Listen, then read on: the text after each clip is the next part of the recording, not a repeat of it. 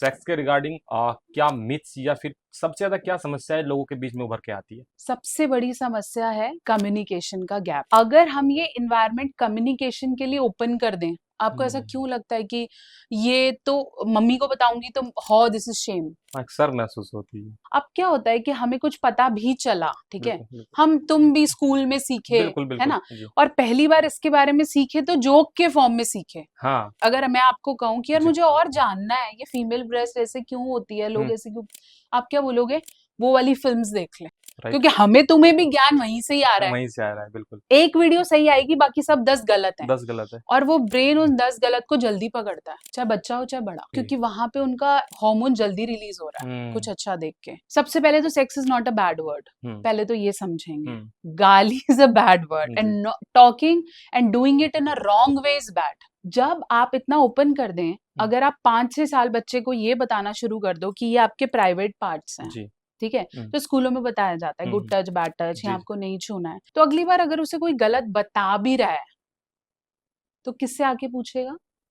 आपसे आके, क्योंकि आपने उस बात को शुरू किया हुआ था। हाँ, वो झिझक जो होती है बच्चे के अंदर वो हाँ, खत्म कर दिया आपने। खत्म कर वो दिया। डर भी एक होता है कि भाई अगर ये बोलेंगे तो मार मार पड़ेगी, शायद ये भी मार, एक डर क्योंकि होता है। हमने उसके बारे में बात ही नहीं की, बात ही नहीं की। हम खुद ही नहीं बात करना जी चाहते। जी। और ऐसे भी कपल्स हैं जो शायद एक दूसरे से ही बात नहीं करना चाहते इस बारे में, हम्म। वो खुद ही नहीं बताना चाहते कि मैं ऐसा महसूस कर रहा हूँ। हम्म। और जब जी आप अपने पार्टनर के साथ ही नहीं बोल पाते, तो बच्चों के साथ तो मुझे डर ही है आप बोल पाओगे, और फिर अपने माँ बाप के साथ तो बिल्कुल ही नहीं। तो ये धीरे धीरे कंडीशनिंग कहते हैं इसे, जी धीरे धीरे पेरेंटिंग और कंडीशनिंग इंप्रूव होगी, जी तो आप अपने पार्टनर को भी बोल पाओगे, जी। अपने बच्चों को भी समझा पाओगे, तो धीरे धीरे आप ओपन हो जाओगे। ओके। अत्यधिक ओपन होना भी गलत है। क्या इसके साइड इफेक्ट क्या हो सकते हैं अगर अत्यधिक ओपन हो गए तो? अत्यधिक ओपन होगे तो आप कोई ना कोई गलत चीज के लिए एडिक्ट हो जाओगे, ओके। ठीक है।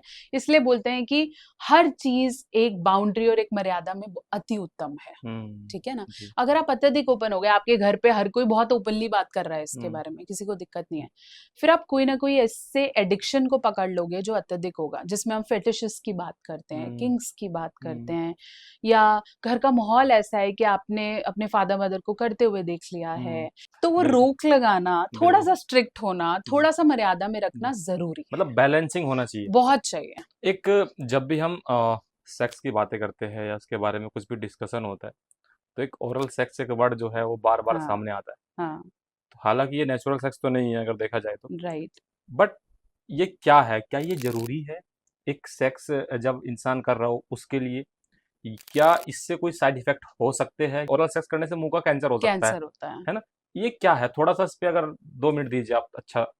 आप किसी भी चीज को, माउथ के किसी भी मसल को अनहाइजीनिक बहुत ज्यादा समय तक, बीट टबैको चूइंग, हाँ। बीट सिगरेट हम्म। स्मोकिंग, बीट ओवर ईटिंग, हम्म। ठीक है, कोई भी चीज आपके माउथ में अनहाइजीनिक लंबे समय तक और सेम ही चीज कर रही है, तो definitely it will leads to cancer. Cancer का कोई ऐसे लिख के कोई थ्योरी थोड़ी ना है कि भाई हम्म। ये ऐसे होता है, ठीक है। ओके। हाँ, अगर आप विदाउट प्रोटेक्शन हर किसी के साथ बिल्कुल इंटेंसिव रूप में कर रहे हो, हम्म। तो डेफिनेटली हो सकता है, ओके। ठीक है।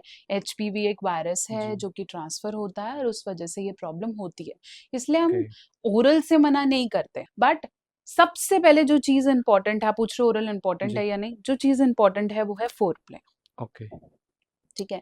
तो सेक्स से पहले जब हम बॉडी के साथ खेलते हैं, सेक्स इज जी। What, it's a fun feelingful game, okay. ठीक है। तो जब हम एक दूसरे की बॉडी को ये एहसास दिलाते हैं कि तू मेरे लिए जरूरी है, हम्म।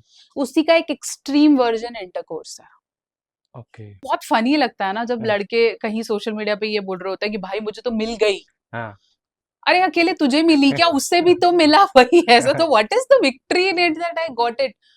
नहीं है, वो एक फीलिंग है, you feel to have it more after once, you feel that connection, आपको लगेगा मुझे ये चाहिए, क्योंकि वो आपको सोसाइटी की एप्रिसिएशन से ज्यादा खुद की बॉडी की एप्रिसिएशन देता है, ओके। ठीक है। So oral is a part of a foreplay. हाँ, आप जरूरी नहीं है कि आप ओरली करो, there are multiple things to do on foreplay, oral उसका सिर्फ एक पार्ट है, और ओके। हर किसी को करना जरूरी नहीं है, कोई धक्का नहीं है, कोई प्रेशर नहीं है।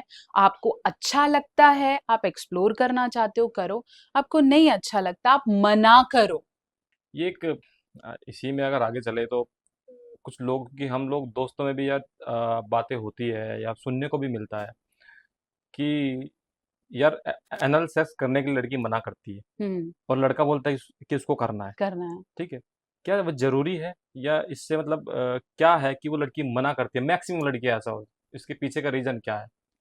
ऐसा परसीव किया जाता है कि मना करने के पीछे रीजन ये है क्योंकि that is painful, oh. Painful, hmm, unhygienic, hmm, plus it is not commonest form of sex. वही ये बोलते हैं, बिल्कुल जैसे बिल्कुल, ओरल हाँ भी हाँ नहीं हाँ, है वैसे ये भी एनल नहीं है, भी नहीं हाँ है। सही है। साथ साथ हमारी बॉडी पीछे से मतलब गुदा मार्ग से हम्म, सेक्स के लिए बनी हुई नहीं नहीं है। है। ओके, बिल्कुल। The organ is only being made to ejaculate, मतलब जी वो आपको बाहर निकालना है एक्सक्रीशन के जी लिए। बिल्कुल। ठीक है, और वहां की जो मसल्स हैं हम्म। वो बहुत सॉफ्ट हैं। ओके। अगर आप वहां पे रेगुलर पेनिट्रेशन कर रहे हो या हम्म। वहां पे ध्यान नहीं रख रहे हो हम्म। तो एंड अल्टीमेटली आपको वहां पे फिशर्स हो जाएंगे, ओके। खून आने लगेगा, हाँ। वो स्किन कट जाएगी, हम्म। आपको पॉटी जाते वक्त दर्द होगा। हम्म। तो बेटर है कि अगर आपको पसंद है, hmm. Okay, but don't make it a routine and don't force your partner for it, क्योंकि ये नॉर्मल नहीं है। ओके। मैम, आप जब प्रोटेक्शंस की बात आती है कि भैया आपको अगर एसटीडी से बचना है तो हम्म, कॉन्डोम्स का इस्तेमाल जरूर करना चाहिए, बिल्कुल। लेकिन जितनी भी कंपनियां अब आ रही है नए नए फ्लेवर्स लेके आ रही है, हाँ, तो फ्लेवर जरूरी है कॉन्डोम्स में? अगर आप ओरल कर रहे हैं तो फ्लेवर का इंट्रोडक्शन कोई बुरा नहीं है। ओके। ठीक है, वैसे कॉन्डम का मेन पर्पस प्लेजर कभी था ही नहीं। Okay. Condom is always protection. Okay. ठीक है, बट अब इसको मार्केट ऐसे किया जाता है, डिफरेंट डिफरेंट हाँ, एड्स, दैट्स इट्स प्लेजर। बिल्कुल तो बिल्कुल। जिनको नहीं भी इस्तेमाल करना वो भी एक बार तो जरूर ट्राई करेगा कि शायद कुछ नया है। ओके। ठीक है, जैसे even couples are trying it कि ट्राई जी करके देखते हैं, जी। कुछ नया है। जबकि कॉन्डम्स का पर्पस सिर्फ सेफ्टी है। प्लेजर आप इसलिए ऐड कर रहे हो क्योंकि आपको लग रहा है कि एटलीस्ट प्लेजर के नाम पे वो खरीदेगा और इस्तेमाल करेगा। ओके। और अगर आप ओरल कर रहे हैं तो आप ल्यूब, कोई फ्लेवर्ड ल्यूब हम्म। या कोई कॉन्डम जो हम्म। कि अलग अलग फ्लेवर में आता है, जी। It's okay to use, it's not harm, okay. You can use it. Okay. Positions की एक, आजकल मैं कुछ रील्स में ये देख रहा हूँ कि एक चार्ट आया है, तो चार्ट में क्या होता है कि उसको आप स्क्रैच करेंगे तो एक नई पोजीशन निकल के सामने आती है, एक हाँ, कैलेंडर टाइप जो होता है ना। हाइड कर रहे हैं, हाँ, हाँ। कि आज ये पोजीशन है, आज ये है, उसको स्क्रैच करते हैं। तो प्रेगनेंसी के हिसाब से ये बातें पूछ रहा हूँ कि क्या कोई ऐसी पोजीशंस है कि जिसमें कि प्रेगनेंसी को कंसीव करना मतलब इजी आसान हो हो जाता जाता है। है, ऐसा है या फिर वो सिर्फ एक? सबसे स्टैंडर्ड पोजीशन जो प्रेगनेंसी कंसीव करने के लिए है वो है missionary position, the okay. Normal position that we all know. ठीक ओके। है, missionary position where husband is on the top hmm, and female is lying. जी। ठीक है, हम्म, ऐसी पोजीशन में जो आपका सर्विक्स है, अगर मैं इसे समझाने की कोशिश करूं तो फीमेल की जो ओपनिंग है जी। जहां पे आप इंसर्ट करते हैं, hmm, that is not vagina, that is just vaginal opening, vagina भी अंदर है। अंदर। ओके। ठीक है, तो जो स्टार्टिंग का एरिया है वो है सर्विक्स, ओके। ओपनिंग के बाद हम्म। सर्विक्स है, सर्विक्स के बाद वजाना है। जहाँ पे सर्विकल कैंसर होता है, हाँ, वो वो सर्विक। एरिया है, ओके। राइट। जी। और जो बाहर वाला एरिया है हम्म। वो वल्वा है। हम्म। ठीक है, ओके। लोगों को लगता है वहां, क्योंकि लड़कों को पता ही नहीं है कहाँ करना हाँ। चाहिए। ठीक है, उनको जी। लगता है यही है। तो जब सर्विक्स पे अगर स्पर्म गिरता है हम्म। तो 100% चांसेस हो जाते हैं कि वो तैर के हम्म। एग तक चला जाए और वो कंसीव कर ले। हम्म। तो बेस्ट पोजीशन मिशनरी है। और अगर आप मिशनरी का और बेटर वर्जन चाहते हैं तो हिप्स के नीचे फीमेल तकिया रख सकती है। ओके। तकिया रखने से वो थोड़ा और ओपन हो जाता है हम्म। सर्विक्स का मुंह, और पेनिट्रेशन या स्पर्म जब गिरेगा तो उससे बॉन्डिंग जल्दी हो जाएगा। ओके। इसके अलावा हर पोजीशन हम्म। ओके है जिसमें फीमेल रिसीविंग एंड पे है। ऐसी पोजीशन अवॉइड करनी है जिसमें स्टैंडिंग, ओके। ठीक है, हाँ। स्टूल पोजीशन या okay. Women on the top और ओके। डॉगी स्टाइल, ये सब कुछ ऐसी पोजीशन है जिसमें कंसीव होने के चांसेस बहुत कम है। ओके। बेटर तरीका क्या है कंसीविंग का? आराम से करो, मजे से करो, हम्म। सही पोजीशन यूज करो और करते ही भागो मत वॉशरूम। ओके। ऐसे करीना कपूर की तरह टांगे नहीं उठानी है गुड न्यूज की तरह। ठीक है, लेकिन रिलैक्स, ओके। आपको भागना नहीं है, आपको ऐसे हाई एक्टिविटी नहीं करनी है। ठीक है, जी। Relax, sleep down. हम्म। उसके 20 मिनट बाद आप उठ के वॉश कर सकते हो, क्योंकि वॉशिंग भी बहुत इंपॉर्टेंट है। कई लोग आफ्टर रिलीज वॉश नहीं करते and it leads to multiple problems, मैं हमेशा बोलती हूँ। Then drink a glass of water and sleep. Know your ovulation days, कब मैक्सिमम प्रेगनेंसी हो सकती है, इसको भी जानो. और ये हम्म आप खुद भी जान सकते हो, इसके लिए डॉक्टर की भी कम जरूरत है. हम्म तो ऐसे करके इन्हीं पोजिशंस में करो एंड यू विल कंसीव. और अगर आपको लग रहा है आप 1-1.5 साल से इन्हीं पोजिशन को करके कंसीव नहीं कर पा रहे हो, हम्म भाई डॉक्टर को जाके चेकअप कराओ. ओके एक दूसरे को घर पे गाली और ब्लेम देने से कि तेरी वजह से नहीं हो रहा, तुम टाइम नहीं देती, तुम.